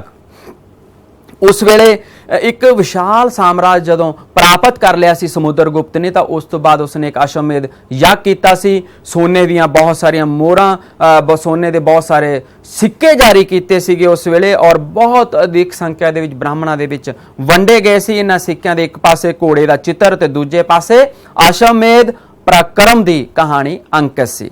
ਉਸ ਤੋਂ ਬਾਅਦ ਨੈਕਸਟ ਹੈ ਸਮੁੰਦਰਗੁਪਤ ਅਧੀਨ ਗੁਪਤ ਸਾਮਰਾਜ। ਵਿਦਿਆਰਥੀਓ ਤੁਸੀਂ ਦੇਖੋ ਕਿ ਇਹ ਜੋ ਕਲਰ ਹੈ ਇਹ ਗੁਪਤਾ ਅੰਪਾਇਰ ਦਾ ਕਲਰ ਹੈ। ਗੁਪਤਾ ਸਾਮਰਾਜ ਦਾ ਇਹ ਸਾਰਾ ਹਿੱਸਾ ਜਿਹੜਾ ਹੈ ਉਸ ਵੇਲੇ ਸਮੁੰਦਰਗੁਪਤ ਦੇ ਅਧੀਨ ਸੀ। ਇੱਕ ਉਸ ਦਾ ਸਾਮਰਾਜ ਉਸ ਵੇਲੇ ਉੱਤਰ ਵਿੱਚ ਹਿਮਾਲਿਆ ਤੋਂ ਲੈ ਕੇ ਦੱਖਣ ਵਿੱਚ ਨਰਮਦਾ ਨਦੀ ਤੱਕ, ਅਤੇ ਪੂਰਬ ਵਿੱਚ ਬ੍ਰਹਮਪੁੱਤਰ ਨਦੀ ਤੋਂ ਲੈ ਕੇ ਪੱਛਮ ਵਿੱਚ ਚੰਬਲ ਨਦੀ ਤੱਕ ਉਹ ਫੈਲਿਆ ਹੋਇਆ ਸੀ। ਔਰ ਉਸ ਤੋਂ ਬਾਅਦ ਨੈਕਸਟ ਅਸੀਂ ਚੱਲਦੇ ਹਾਂ ਕਿ ਸਮੁੰਦਰਗੁਪਤ ਭਾਰਤੀ ਨੈਪੋਲੀਅਨ ਦੇ ਰੂਪ ਵਿੱਚ। ਨੈਪੋਲੀਅਨ ਨੂੰ ਜੋ ਕਿ ਫਰਾਂਸ ਦਾ ਰਾਜਾ ਸੀ, ਉਸ ਨੇ ਵੀ ਬਹੁਤ ਸਾਰੀਆਂ ਜਿੱਤਾਂ ਪ੍ਰਾਪਤ ਕੀਤੀਆਂ ਸਨ। ਸਿਰਫ ਇੱਕ ਵਾਟਰਲੂ ਦੀ ਇੱਕ ਲੜਾਈ ਹੋਈ ਸੀ ਜਿਸ ਦੇ ਵਿੱਚ ਉਹ ਹਾਰ ਗਿਆ ਸੀ, ਲੇਕਿਨ ਸਮੁੰਦਰਗੁਪਤ ਨੇ ਕਦੇ ਵੀ ਕੋਈ ਹਾਰ ਪ੍ਰਾਪਤ ਨਹੀਂ ਕੀਤੀ ਸੀ, ਔਰ ਉਸ ਨੇ ਇੱਕ ਬਹੁਤ ਵੱਡੇ ਸਾਮਰਾਜ ਦੀ ਸਥਾਪਨਾ ਕਰ ਲਈ ਸੀ। ਅੱਗੇ ਨੈਕਸਟ ਹੈ ਕਿ ਸਮੁੰਦਰਗੁਪਤ ਦੀ ਸ਼ਖਸੀਅਤ ਅਤੇ ਪ੍ਰਾਪਤੀਆਂ ਦਾ ਅਸੀਂ ਮੁਲਾਂਕਣ ਕਰਦੇ ਹਾਂ ਤਾਂ ਅਸੀਂ ਇਹ ਕਹਿ ਸਕਦੇ ਹਾਂ ਕਿ ਉਹ ਇੱਕ ਅਸਾਧਾਰਨ ਯੋਗਤਾ ਵਾਲਾ ਵਿਦਵਾਨ ਸੀ। ਉਹ ਇੱਕ ਉੱਚ ਕੋਟੀ ਦਾ ਮਨੁੱਖ, ਸ਼ੂਰਵੀਰ ਯੋਧਾ, ਇੱਕ ਚਤੁਰ ਰਾਜਨੀਤੀਵੇਤਾ, ਪ੍ਰਭਾਵਸ਼ਾਲੀ ਕਵੀ, ਕੁਸ਼ਲ ਸੰਗੀਤਕਾਰ, ਯੋਗ ਰਾਜ ਪ੍ਰਬੰਧਕ ਵੀ ਸੀ। ਉਹ ਇੱਕ ਬਹੁਤ ਹੀ ਮਹਾਨ ਗੁਪਤ ਉਹ ਕਾਲ ਦਾ ਇੱਕ ਮਹਾਨ ਸ਼ਾਸਕ ਅਸੀਂ ਉਹਨਾਂ ਨੂੰ ਕਹਿ ਸਕਦੇ ਹਾਂ। ਨੈਕਸਟ ਚੱਲਦੇ ਹਾਂ ਅੱਗੇ ਅਸੀਂ ਕਿ ਉਸ ਵੇਲੇ ਚੰਦਰਗੁਪਤ ਵਿਕਰਮਾਦਿੱਤਿਆ ਦੀਆਂ ਜਿੱਤਾਂ ਦੀ ਅਸੀਂ ਜਦੋਂ ਗੱਲਾਂ ਕਰਦੇ ਹਾਂ ਤਾਂ ਉਹ ਉਸ ਦੇ ਵਿੱਚ ਅਸੀਂ ਵੇਖਦੇ ਹਾਂ ਕਿ ਉਹਨਾਂ ਨੂੰ ਉਹਨਾਂ ਦੇ ਮਾਣ ਸਤਿਕਾਰ ਦੇ ਵਿੱਚ ਵਾਧਾ ਹੋਇਆ। ਜਦੋਂ ਜਿਵੇਂ ਕਿ ਗੁਪਤ ਸਾਮਰਾਜ ਅਸੀਂ ਗੱਲ ਕਰਦੇ ਹਾਂ ਕਿ ਸਮੁੰਦਰਗੁਪਤ ਨੇ ਬਹੁਤ ਇਲਾਕਾ ਜਿੱਤਿਆ ਤਾਂ ਦੂਜਾ ਸਾਮਰਾਜ ਦੇ ਵਿੱਚ ਵੀ ਬਹੁਤ ਵਿਸਥਾਰ ਹੋਇਆ। ਤੋ ਅੱਗੇ ਦੇਖੋ ਕਿ ਵਿਦੇਸ਼ੀ ਵਪਾਰ ਦੇ ਵਿੱਚ ਵਾਧਾ ਹੋਇਆ, ਉਹਨਾਂ ਦਾ ਅੰਦਰੂਨੀ ਵਪਾਰ ਵੀ ਵਧਿਆ। ਔਰ ਨੈਕਸਟ ਅਸੀਂ ਦੇਖਦੇ ਹਾਂ ਕਿ ਉਜੈਨ ਨਗਰ ਪ੍ਰਾਪਤ ਹੋਇਆ ਸੀਗਾ ਉਹਨਾਂ ਨੂੰ ਔਰ ਵਿਦੇਸ਼ੀ ਸ਼ਾਸਨਾਂ ਦਾ ਖਾਤਮਾ ਹੋ ਗਿਆ ਸੀ ਕਿਉਂਕਿ ਚੰਦਰਗੁਪਤ ਵਿਕਰਮਾਦਿੱਤਿਆ ਨੇ ਜਦੋਂ ਸਾਰੀਆਂ ਜਿੱਤਾਂ ਪ੍ਰਾਪਤ ਕੀਤੀਆਂ ਸੀ ਉਸ ਦੇ ਬਹੁਤ ਸਾਰੇ ਉਹਨਾਂ ਨੂੰ ਬੈਨੀਫਿਟਸ ਹੋਏ ਸੀ। ਨੈਕਸਟ ਹੈ ਵੰਗ ਅਤੇ ਵਾਹਲਿਕ ਦੇ ਵਿਰੁੱਧ ਯੁੱਧ ਕੀਤੇ ਉਹਨਾਂ ਨੇ ਔਰ ਉਸ ਵੇਲੇ ਕਿਉਂਕਿ ਵੰਗ ਆਧੁਨਿਕ ਬੰਗਾਲ ਦਾ ਪ੍ਰਦੇਸ਼ ਸੀ ਅਤੇ ਉੱਥੇ ਚੰਦਰਗੁਪਤ ਦੇ ਕੁਝ ਦੁਸ਼ਮਣਾਂ ਨੇ ਮਿਲ ਕੇ ਇੱਕ ਗੁੱਟ ਬਣਾ ਲਿਆ ਸੀ ਪਰ ਉਸ ਵੇਲੇ ਗੁਪਤ ਸਮਰਾਟ ਨੇ ਉਹਨਾਂ ਨੂੰ ਹਰਾ ਦਿੱਤਾ ਸੀ। ਨੈਕਸਟ ਹੈ ਚੰਦਰਗੁਪਤ ਅਧੀਨ ਗੁਪਤ ਸਾਮਰਾਜ ਦਾ ਵਿਸਥਾਰ। ਚੰਦਰਗੁਪਤ ਵਿਕਰਮਾਦਿੱਤਿਆ ਦੇ ਸਮੇਂ ਬਹੁਤ ਹੀ ਵੱਡਾ ਇਲਾਕਾ ਲਗਭਗ ਸਾਰਾ ਹੀ ਭਾਰਤ ਵਿਦਿਆਰਥੀਓ ਉਹ ਉਸ ਵੇਲੇ ਉਹਨਾਂ ਦੇ ਅਧੀਨ ਸੀ ਕਿਉਂਕਿ ਚੰਦਰਗੁਪਤ ਦੂਜੇ ਨੇ ਸਮੁੰਦਰਗੁਪਤ ਰਾਹੀਂ ਸਥਾਪਿਤ ਕੀਤੇ ਗਏ ਸਾਮਰਾਜ ਦੇ ਵਿੱਚ ਪੱਛਮੀ ਭਾਰਤ ਦੇ ਭਾਗ ਸ਼ਾਮਲ ਕਰਕੇ ਕਿਉਂਕਿ ਸਾਰਾ ਏਰੀਆ ਉਸਨੇ ਬਾਅਦ ਦੇ ਵਿੱਚ ਆਪਣੇ ਅਧੀਨ ਕੀਤਾ ਸੀਗਾ ਔਰ ਉਸ ਵੇਲੇ ਉਸ ਦਾ ਸਾਮਰਾਜ ਉੱਤਰ ਵਿੱਚ ਹਿਮਾਲਿਆ ਪਰਬਤ ਤੋਂ ਲੈ ਕੇ ਦੱਖਣ ਦੇ ਵਿੱਚ ਨਰਮਦਾ ਨਦੀ ਤੱਕ ਅਤੇ ਪੂਰਬ ਵਿੱਚ ਬ੍ਰਹਮਪੁੱਤਰ ਨਦੀ ਤੋਂ ਲੈ ਕੇ ਪੱਛਮ ਦੇ ਵਿੱਚ ਅਰਬ ਸਾਗਰ ਦੇ ਤੱਕ ਫੈਲਿਆ ਹੋਇਆ ਸੀ। ਉਸ ਦੀ ਰਾਜਧਾਨੀ ਦਾ ਨਾਮ ਵਿਦਿਆਰਥੀਓ ਪਾਟਲੀਪੁੱਤਰ ਸੀ। ਇਹ ਜਿਹੜਾ ਏਰੀਆ ਤੁਸੀਂ ਦੇਖ ਰਹੇ ਹੋ ਇਹ ਪਾਟਲੀਪੁੱਤਰ ਹੈ, ਇਹ ਚੰਦਰਗੁਪਤ ਦੀ ਰਾਜਧਾਨੀ ਸੀ। ਉਸ ਤੋਂ ਬਾਅਦ ਨੈਕਸਟ ਅਸੀਂ ਅੱਗੇ ਚੱਲਦੇ ਹਾਂ ਗੁਪਤ ਸਾਮਰਾਜ ਦੇ ਪਤਨ ਦੇ ਕਾਰਨ, causes of the downfall of Gupta empire ਕਿ ਇੱਕ ਸਮਾਂ ਸੀ ਜਦੋਂ ਗੁਪਤ ਸਾਮਰਾਜ ਬਹੁਤ ਹੀ ਚਰਮ ਸੀਮਾ ਤੇ ਸੀ ਲੇਕਿਨ ਬਾਅਦ ਦੇ ਵਿੱਚ ਉਸ ਦਾ ਪਤਨ ਹੋ ਗਿਆ ਸੀ। ਉਸ ਦੇ ਕੀ ਕਾਰਨ ਸਨ? ਸਭ ਤੋਂ ਪਹਿਲਾ ਹੈ ਤਾਨਾਸ਼ਾਹੀ ਸ਼ਾਸਨ। ਰਾਜੇ ਤਾਨਾਸ਼ਾਹੀ ਹੁੰਦੇ ਸਨ, ਡਿਕਟੇਟਰ ਹੁੰਦੇ ਸਨ, ਇਸ ਕਰਕੇ ਹੌਲੀ ਹੌਲੀ ਸਾਮਰਾਜ ਦਾ ਪਤਨ ਹੋ ਗਿਆ। ਉਸ ਤੋਂ ਬਾਅਦ ਸਾਮਰਾਜ ਦੀ ਵਿਸ਼ਾਲਤਾ, ਤੁਸੀਂ ਇਹ ਦੇਖੋ ਕਿ ਸਾਮਰਾਜ ਇੰਨਾ ਵਿਸ਼ਾਲ ਸੀ ਕਿ ਉਸ ਦਾ ਧਿਆਨ ਉਹ ਰਾਜੇ ਨਹੀਂ ਰੱਖ ਪਾਏ ਸਨ। ਇੱਕ ਏਰੀਆ ਵੱਲੋਂ ਜਾਂਦੇ ਸਨ ਤਾਂ ਦੂਸਰੇ ਦੇ ਵਿੱਚ ਬਗਾਵਤ ਹੋ ਜਾਂਦੀ ਸੀ। ਨੈਕਸਟ ਹੈ ਉੱਤਰਾਧਿਕਾਰ ਸੰਬੰਧੀ ਲੜਾਈ ਝਗੜੇ, ਗੱਦੀ ਤੇ ਕੌਣ ਬੈਠੇਗਾ ਇਸ ਦੇ ਲਈ ਹੀ ਆਪਸ ਦੇ ਵਿੱਚ ਲੜਾਈ ਝਗੜੇ ਹੁੰਦੇ ਸਨ। ਇਹੀ ਇੱਕ ਕਾਰਨ ਬਣਿਆ ਸੀ ਗੁਪਤ ਸਾਮਰਾਜ ਦੇ ਪਤਨ ਦਾ। ਨੈਕਸਟ ਹੈ ਸੀਮਾ ਰੱਖਿਆ ਦੇ ਕਾਰਜਾਂ ਦੀ ਘਾਟ, ਜਿੰਨੀਆਂ ਵੀ ਸੀਮਾਵਾਂ ਸਨ ਉਹਨਾਂ ਦੀ ਸੁਰੱਖਿਆ ਨਹੀਂ ਕੀਤੀ ਗਈ ਜਿਸ ਕਰਕੇ ਵਿਦੇਸ਼ੀ ਹਮਲੇ ਹੋਏ ਔਰ ਗੁਪਤ ਸਾਮਰਾਜ ਦਾ ਪਤਨ ਹੋ ਗਿਆ ਸੀ। ਨੈਕਸਟ ਹੈ ਸੈਨਾ ਦੀ ਕਮਜ਼ੋਰੀ ਦੇ ਕਾਰਨ ਵੀ ਗੁਪਤ ਸਾਮਰਾਜ ਦਾ ਪਤਨ ਹੋਇਆ। ਜਿਵੇਂ ਜਿਵੇਂ ਬੁੱਧ ਧਰਮ ਦਾ ਪ੍ਰਭਾਵ ਵੱਧਦਾ ਗਿਆ ਇਹ ਵੀ ਇੱਕ ਕਾਰਨ ਬਣਿਆ। ਇਸੇ ਤਰ੍ਹਾਂ ਧਨ ਦੀ ਘਾਟ ਵੀ ਗੁਪਤ ਸਾਮਰਾਜ ਦੇ ਪਤਨ ਦਾ ਕਾਰਨ ਬਣਿਆ। ਸਕੰਦਗੁਪਤ ਦੇ ਕਮਜ਼ੋਰ ਉੱਤਰਾਧਿਕਾਰੀ ਇਹ ਵੀ ਇੱਕ ਕਾਰਨ ਬਣਿਆ ਉਹਨਾਂ ਦੇ ਪਤਨ ਦਾ। ਹੂਣਾ ਨੇ ਹਮਲੇ ਕੀਤੇ, ਤੋਰਾਮਨ ਅਤੇ ਮੇਹਰਗੁਲ ਨੇ ਗੁਪਤ ਸਾਮਰਾਜ ਦੇ ਬਹੁਤ ਸਾਰੇ ਇਲਾਕਿਆਂ ਤੇ ਕਬਜ਼ਾ ਕਰ ਲਿਆ ਸੀ। ਨੈਕਸਟ ਹੈ ਅੰਦਰੂਨੀ ਵਿਦਰੋਹ। ਅੰਦਰੂਨੀ ਵਿਦਰੋਹਾਂ ਦੇ ਕਾਰਨ ਵੀ ਇੱਕ ਮੇਨ ਕਾਰਨ ਬਣਿਆ ਗੁਪਤ ਸਾਮਰਾਜ ਦੇ ਪਤਨ ਦਾ। ਅੱਗੇ ਗੱਲ ਕਰਦੇ ਹਾਂ ਅਸੀਂ ਵਿਦਿਆਰਥੀਓ ਗੁਪਤ ਸਮਰਾਟਾਂ ਦੇ ਸ਼ਾਸਨ ਪ੍ਰਬੰਧ ਦੀ। ਪਹਿਲਾਂ ਅਸੀਂ ਗੱਲ ਕਰਦੇ ਹਾਂ ਕੇਂਦਰੀ ਰਾਜ ਪ੍ਰਬੰਧ ਦੀ ਜਿਸ ਦੇ ਵਿੱਚ ਹੈ ਰਾਜਾ। ਰਾਜਾ ਸੁਪਰੀਮ ਹੁੰਦਾ ਸੀ, ਉਹ ਮਹਾਰਾਜਾ ਧਰਾਜ, ਪ੍ਰਿਥਵੀਪਾਲ ਤੇ ਸਮਰਾਟ ਚੱਕਰਵਰਤੀ ਪਦਵੀਆਂ ਧਾਰਨ ਕਰਦਾ ਸੀ। ਉਸ ਤੋਂ ਬਾਅਦ ਮੰਤਰੀ ਅਤੇ ਮੰਤਰੀ ਪਰਿਸ਼ਦ ਹੁੰਦੀ ਸੀ ਕੰਮ ਨੂੰ ਚਲਾਉਣ ਦੇ ਲਈ ਔਰ ਇੱਕ ਕੁਮਾਰ ਮਾਤਿਆ ਵੀ ਇੱਕ ਤਰ੍ਹਾਂ ਨਾਲ ਇੱਕ ਡੈਜ਼ਿਗਨੇਸ਼ਨ ਔਰ ਇੱਕ ਗਰੁੱਪ ਹੁੰਦਾ ਸੀ, ਇੱਕ ਸ਼੍ਰੇਣੀ ਹੁੰਦੀ ਸੀ ਵੱਡੇ ਅਫਸਰਾਂ ਦੀ ਰਾਜ ਪ੍ਰਬੰਧ ਚਲਾਉਣ ਦੇ ਲਈ। ਨੈਕਸਟ ਹੈ ਪ੍ਰਾਂਤਿਕ ਰਾਜ ਪ੍ਰਬੰਧ। ਪ੍ਰਾਂਤ ਨੂੰ ਦੇਸ਼ ਜਾਂ ਭੁਗਤੀ ਕਹਿੰਦੇ ਸੀ ਅਤੇ ਪ੍ਰਾਂਤ ਦੇ ਮੁਖੀ ਨੂੰ ਵਪਾਰਿਕ ਮਹਾਰਾਜ ਕਿਹਾ ਜਾਂਦਾ ਸੀ। ਇਸੇ ਤਰ੍ਹਾਂ ਪ੍ਰਦੇਸ਼ ਪ੍ਰਬੰਧ ਹੈ ਕਿ ਜ਼ਿਲ੍ਹੇ ਨੂੰ ਵਿਸ਼ਾ ਜਾਂ ਪ੍ਰਦੇਸ਼ ਕਿਹਾ ਜਾਂਦਾ ਸੀ ਅਤੇ ਪ੍ਰਧਾਨ ਵਪਾਰੀ, ਪ੍ਰਧਾਨ ਸ਼ਾਹੂਕਾਰ, ਪ੍ਰਧਾਨ ਸ਼ਿਲਪਕਾਰ ਅਤੇ ਇੱਕ ਲੇਖਕ ਇਸ ਦੇ ਵਿੱਚ ਹੁੰਦੇ ਸਨ।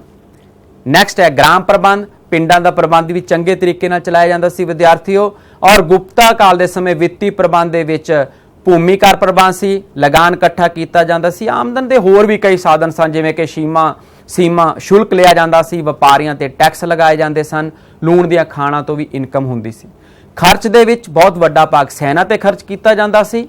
ਉਸ ਤੋਂ ਬਾਅਦ ਨਿਆਂ ਪ੍ਰਬੰਧ ਦੀ ਗੱਲ ਕਰਦੇ ਹਾਂ ਤਾਂ ਅਸੀਂ ਅਦਾਲਤਾਂ ਹੁੰਦੀਆਂ ਸਨ, ਦੰਡ ਜ਼ਿਆਦਾ ਸਖਤ ਨਹੀਂ ਹੁੰਦੇ ਸਨ, ਮੌਤ ਦੀ ਸਜ਼ਾ ਨਹੀਂ ਦਿੱਤੀ ਜਾਂਦੀ ਸੀ, ਕਿਸੇ ਰਾਜ ਦਰੋਹੀ ਦੇ ਹੱਥ ਕੱਟ ਦਿੱਤੇ ਜਾਂਦੇ ਸਨ, ਚੋਰੀ ਜੋ ਅਗਰ ਕੋਈ ਕਰਦਾ ਸੀ ਤਾਂ ਉਸ ਦੇ ਹੱਥ ਕੱਟ ਦੇ। ਸਜ਼ਾਵਾਂ ਬਹੁਤ ਹੀ ਨਾਰਮਲ, ਬਹੁਤ ਹੀ ਸਿੰਪਲ ਹੁੰਦੀਆਂ ਸਨ, ਸਖਤ ਸਜ਼ਾ ਉਸ ਵੇਲੇ ਨਹੀਂ ਦਿੱਤੀ ਜਾਂਦੀ ਸੀ। ਨੈਕਸਟ ਅਸੀਂ ਗੱਲ ਕਰਦੇ ਹਾਂ ਸੈਨਿਕ ਪ੍ਰਬੰਧ ਦੀ। ਉਸ ਵੇਲੇ ਸੈਨਾ ਦੇ ਵਿੱਚ ਕੁੱਲ 6 ਭਾਗ ਹੁੰਦੇ ਸੀ, ਪੈਦਲ ਸੈਨਾ, ਘੋੜਸਵਾਰ ਸੈਨਾ, ਹਾਥੀ ਰੱਥ ਅਤੇ ਸਮੁੰਦਰੀ ਫੌਜ। ਅੱਗੇ ਗੱਲ ਕਰਦੇ ਹਾਂ ਗੁਪਤ ਕਾਲ ਵਿੱਚ ਸਮਾਜਿਕ, ਆਰਥਿਕ ਅਤੇ ਧਾਰਮਿਕ ਜੀਵਨ ਦੀ। ਵਿਦਿਆਰਥੀਓ ਜੀ, ਸਮਾਜਿਕ ਜੀਵਨ ਦੀ ਗੱਲ ਕਰਦੇ ਹਾਂ ਤਾਂ ਉਸ ਵੇਲੇ ਸੰਯੁਕਤ ਪਰਿਵਾਰ ਪ੍ਰਣਾਲੀ ਇੱਕ ਪ੍ਰਚਲਿਤ ਸੀ। ਜੁਆਇੰਟ ਫੈਮਿਲੀ ਹੁੰਦੀ ਸੀ, ਪਰਿਵਾਰ ਦਾ ਸਭ ਤੋਂ ਬਜ਼ੁਰਗ ਵਿਅਕਤੀ ਫੈਮਿਲੀ ਦਾ ਮੁਖੀ ਹੁੰਦਾ ਸੀ, ਸਾਰੇ ਉਸ ਦਾ ਕਹਿਣਾ ਮੰਨਦੇ ਸਨ, ਉਸ ਦੇ ਅੰਡਰ ਰਹਿੰਦੇ ਸਨ। ਇਸਤਰੀਆਂ ਦੀ ਪੋਜੀਸ਼ਨ ਦੀ ਗੱਲ ਕਰਦੇ ਹਾਂ ਤਾਂ ਕੁੱਲ ਮਿਲਾ ਕੇ ਉਸ ਵੇਲੇ ਇਸਤਰੀਆਂ ਦੀ ਪੋਜੀਸ਼ਨ ਬਹੁਤ ਚੰਗੀ ਨਹੀਂ ਹੁੰਦੀ ਸੀ।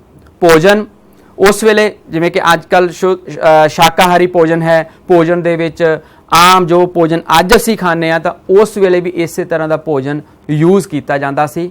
ਕੱਪੜੇ ਅਤੇ ਗਹਿਣੇ ਦੀ ਗੱਲ ਕਰਦੇ ਹਾਂ ਤਾਂ ਜਿਸ ਤਰ੍ਹਾਂ ਮੌਰੀਆ ਕਾਲ ਦੇ ਵਿੱਚ ਕੱਪੜੇ ਤੇ ਗਹਿਣੇ ਯੂਜ਼ ਕੀਤੇ ਜਾਂਦੇ ਸਨ, ਇਸ ਗੁਪਤਾ ਪੀਰੀਅਡ ਦੇ ਵਿੱਚ ਵੀ ਉਸੇ ਤਰ੍ਹਾਂ ਹੀ ਯੂਜ਼ ਕੀਤੇ ਜਾਂਦੇ ਸਨ, ਕੱਪੜੇ ਔਰ ਗਹਿਣੇ ਵਰਤੇ ਜਾਂਦੇ ਸਨ। ਅੱਗੇ ਹੈ ਮਨੋਰੰਜਨ। ਉਸ ਵੇਲੇ ਰੱਥ ਜੋੜ, ਜਾਨਵਰਾਂ ਦੀ ਲੜਾਈਆਂ ਕਰਵਾਈਆਂ ਜਾਂਦੀਆਂ ਸਨ। ਕਾਸਟ ਸਿਸਟਮ ਦੀ ਗੱਲ ਕਰਦੇ ਹਾਂ ਤਾਂ ਵਿਦਿਆਰਥੀ ਉਸ ਵੇਲੇ 4 ਮੇਨ ਜਾਤਾਂ ਸਨ, ਬ੍ਰਾਹਮਣ, ਕਸ਼ਤਰੀਆ, ਵੈਸ਼, ਸ਼ੂਦਰਾ। ਔਰ ਨੈਕਸਟ ਹੈ ਆਸ਼ਰਮ ਸਿਧਾਂਤ। ਉਸ ਵੇਲੇ 4 ਮੇਨ ਆਸ਼ਰਮ ਭਾਵ ਕਿ 100 ਸਾਲ ਦੀ ਉਮਰ ਮੰਨ ਲਈ ਜਾਂਦੀ ਸੀ, 25-25 ਸਾਲ ਦੇ 4 ਸਟੇਜਿਸ ਮੰਨੀਆਂ ਜਾਂਦੀਆਂ ਸੀ।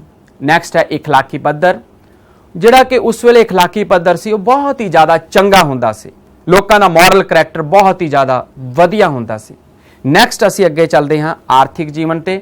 ਉਸ ਵੇਲੇ ਖੇਤੀਬਾੜੀ ਬਹੁਤ ਪ੍ਰਚਲਿਤ ਸੀ, ਉਦਯੋਗਾਂ ਦੇ ਵਿੱਚ ਪ੍ਰਸਿੱਧ ਕੇਂਦਰ ਗੁਜਰਾਤ, ਮਾਲਵਾ, ਬੰਗਾਲ ਅਤੇ ਆਧੁਨਿਕ ਉੱਤਰ ਪ੍ਰਦੇਸ਼ ਸਨ। ਸੰਘ ਪ੍ਰਣਾਲੀ ਵਿਕਸਿਤ ਸੀ, ਉਸ ਵੇਲੇ ਗਰੁੱਪ ਬਣੇ ਹੁੰਦੇ ਸਨ। ਵਪਾਰ ਅਤੇ ਵਣਜ ਦੀ ਗੱਲ ਕਰਦੇ ਹਾਂ ਤਾਂ ਉਸ ਵੇਲੇ ਵਪਾਰ ਅਤੇ ਵਣਜ ਵੀ ਬਹੁਤ ਉੱਨਤੀ ਦੀਆਂ ਸਿਖਰਾਂ ਤੇ ਪਹੁੰਚ ਗਿਆ ਸੀ। ਨੈਕਸਟ ਹੈ ਧਾਰਮਿਕ ਜੀਵਨ।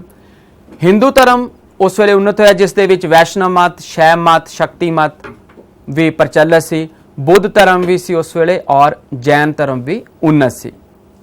ਨੈਕਸਟ ਹੈ ਗੁਪਤ ਕਾਲ ਵਿੱਚ ਸਾਹਿਤ, ਸਿੱਖਿਆ, ਵਿਗਿਆਨ ਅਤੇ ਕਲਾ ਦੇ ਵਿਕਾਸ ਦੀ ਗੱਲ ਕਰਦੇ ਹਾਂ ਤਾਂ ਸਾਹਿਤ ਅਤੇ ਦਰਸ਼ਨ ਦੇ ਵਿੱਚ ਉਸ ਵੇਲੇ ਲੌਕਿਕ ਸਾਹਿਤ ਦੇ ਵਿੱਚ ਕਾਲੀਦਾਸ, ਵਿਸ਼ਾਖਾ ਦੱਤ, ਸ਼ੂਦਰਕ, ਹਰੀਸੈਨ, ਭਾਰਵੀ, ਭਰਤਹਰੀ ਔਰ ਵਿਸ਼ਨੂੰ ਸ਼ਰਮਾ ਨੇ ਬੜਾ ਯੋਗਦਾਨ ਪਾਇਆ। ਵਿਆਕਰਨ ਸੰਬੰਧੀ ਸਾਹਿਤ, ਧਾਰਮਿਕ ਸਾਹਿਤ ਤੇ ਪ੍ਰਾਕ੍ਰਿਤ ਅਤੇ ਤਾਮਿਲ ਸਾਹਿਤ ਦੇ ਵਿੱਚ ਵੀ ਬਹੁਤ ਉੱਨਤੀ ਹੋਈ ਸੀ। ਸਿੱਖਿਆ ਦੇ ਵਿੱਚ ਪਾਟਲੀਪੁੱਤਰ, ਬਨਾਰਸ, ਮਥੁਰਾ, ਉਜੈਨ ਸਿੱਖਿਆ ਦੇ ਪ੍ਰਸਿੱਧ ਕੇਂਦਰ ਸੀ। ਵਲਭੀ ਅਤੇ ਨਲੰਦਾ ਉੱਚ ਸਿੱਖਿਆ ਦੇ ਕੇਂਦਰ ਸੀ। ਇਹ ਤੁਸੀਂ ਨਲੰਦਾ ਯੂਨੀਵਰਸਿਟੀ ਨੂੰ ਦੇਖ ਰਹੇ ਹੋ ਵਿਦਿਆਰਥੀਓ। ਨੈਕਸਟ ਹੈ ਵਿਗਿਆਨ ਅਤੇ ਟੈਕਨੋਲੋਜੀ ਦੀ ਗੱਲ ਕਰਦੇ ਹਾਂ ਤਾਂ ਉਸ ਵੇਲੇ ਅਸੀਂ ਆਰੀਆ ਭੱਟ ਦੇ ਬਾਰੇ ਅਸੀਂ ਸਾਰੇ ਜਾਣਦੇ ਹਾਂ। ਉਹ ਗਣਿਤ ਦੇ ਵਿੱਚ ਪ੍ਰਸਿੱਧ ਗਣਿਤਕਾਰ ਸੀ ਔਰ ਖਗੋਲ ਦੇ ਵਿੱਚ ਵੀ ਉਹ ਆਰੀਆ ਭੱਟ, ਵਰਾਹ ਮਿਹਰ ਅਤੇ ਬ੍ਰਹਮਗੁਪਤ ਬੜੇ ਪ੍ਰਸਿੱਧ ਸਨ। ਨੈਕਸਟ ਚਿਕਿਤਸਾ ਦੀ ਗੱਲ ਕਰਦੇ ਹਾਂ ਤਾਂ ਉਸ ਵੇਲੇ ਵਾਗਭਟ ਨੇ ਅਸ਼ਟਾਂਗ ਸੰਗ੍ਰਹਿ ਨਾਮੀ ਇੱਕ ਗ੍ਰੰਥ ਲਿਖਿਆ ਸੀ। ਹੋਰ ਵਿਗਿਆਨ ਅਤੇ ਟੈਕਨੋਲੋਜੀ ਦੀ ਗੱਲ ਕਰਦੇ ਹਾਂ ਤਾਂ ਮਹਾਤਮਾ ਬੁੱਧ ਦੀ 7.5 ਫੁੱਟ ਦੀ ਉੱਚੀ ਤਾਂਬੇ ਦੀ ਮੂਰਤੀ ਦੇਖ ਕੇ ਅੱਜ ਵੀ ਅਸੀਂ ਦੰਗ ਰਹਿ ਜਾਂਦੇ ਹਾਂ। ਲਲਿਤ ਕਲਾਵਾਂ ਦੇ ਵਿੱਚ ਭਵਨ ਉਸਾਰੀ ਕਲਾ, ਮੂਰਤੀ ਕਲਾ, ਸੰਗੀਤ ਕਲਾ, ਇਹ ਤੁਸੀਂ ਧਾਤੂ ਕਲਾ ਦਾ ਨਮੂਨਾ ਦੇਖੋ ਵਿਦਿਆਰਥੀਓ, ਦਿੱਲੀ ਦਾ ਮਹਿਰੌਲੀ ਦਾ ਸਤੰਭ ਜੋ ਕਿ ਅੱਜ ਵੀ ਜਿਉਂ ਦਾ ਤਿਉਂ ਖੜਾ ਹੈ। ਸਿੱਕਿਆਂ ਦੀ ਕਲਾ ਤੁਸੀਂ ਇਸ ਦੇ ਬਾਰੇ ਅਸੀਂ ਪਹਿਲਾਂ ਵੀ ਗੱਲ ਕਰ ਚੁੱਕੇ ਹਾਂ। ਅੱਗੇ ਹੈ ਕਿ ਗੁਪਤ ਕਾਲ ਦੀ ਦੇਣ ਜਾਂ ਗੁਪਤ ਕਾਲ ਨੂੰ ਪ੍ਰਾਚੀਨ ਭਾਰਤੀ ਇਤਿਹਾਸ ਦਾ ਸੁਨਹਿਰੀ ਯੁੱਗ ਕਿਉਂ ਕਿਹਾ ਜਾਂਦਾ ਹੈ? ਕਿਉਂਕਿ ਇਸ ਕਾਲ ਦੇ ਵਿੱਚ ਬਹੁਤ ਹੀ ਉੱਨਤੀ ਹੋਈ ਸੀ। ਰਾਜਨੀਤਿਕ ਏਕਤਾ ਸੀ ਉਸ ਵੇਲੇ, ਪ੍ਰਜਾ ਦੇ ਹਿੱਤ ਦੇ ਵਿੱਚ ਕੰਮ ਕੀਤੇ ਜਾਂਦੇ ਸੀ, ਸਮਾਜਿਕ ਖੇਤਰ ਦੇ ਵਿੱਚ ਉੱਨਤੀ ਸੀ, ਹਿੰਦੂ ਧਰਮ ਮੁੜ ਚੜ੍ਹਦੀ ਕਲਾ ਦੇ ਵਿੱਚ ਚਲਾ ਗਿਆ ਸੀ, ਧਾਰਮਿਕ ਸਹਿਣਸ਼ੀਲਤਾ ਸੀ, ਵਪਾਰ ਅਤੇ ਵਣਜ ਦੇ ਵਿੱਚ ਵੀ ਬਹੁਤ ਉੱਨਤੀ ਹੋਈ ਸੀ। ਇਸੇ ਤਰ੍ਹਾਂ ਲਿਟਰੇਚਰ ਦੇ ਵਿੱਚ ਔਰ ਐਜੂਕੇਸ਼ਨ ਦੇ ਵਿੱਚ ਬਹੁਤ ਉન્નਤੀ ਹੋਈ ਸੀ। ਵਿਗਿਆਨ ਅਤੇ ਟੈਕਨੋਲੋਜੀ ਦੇ ਖੇਤਰ ਵਿੱਚ ਵੀ ਬਹੁਤ ਉન્નਤੀ ਹੋਈ ਸੀ। ਲਲਿਤ ਕਲਾਵਾਂ ਦਾ ਬਹੁਤ ਵਿਕਾਸ ਹੋਇਆ ਸੀ। ਭਾਰਤੀ ਸੰਸਕ੍ਰਿਤੀ ਦਾ ਵਿਦੇਸ਼ਾਂ ਦੇ ਵਿੱਚ ਵੀ ਬਹੁਤ ਪ੍ਰਸਾਰ ਹੋਇਆ ਸੀ।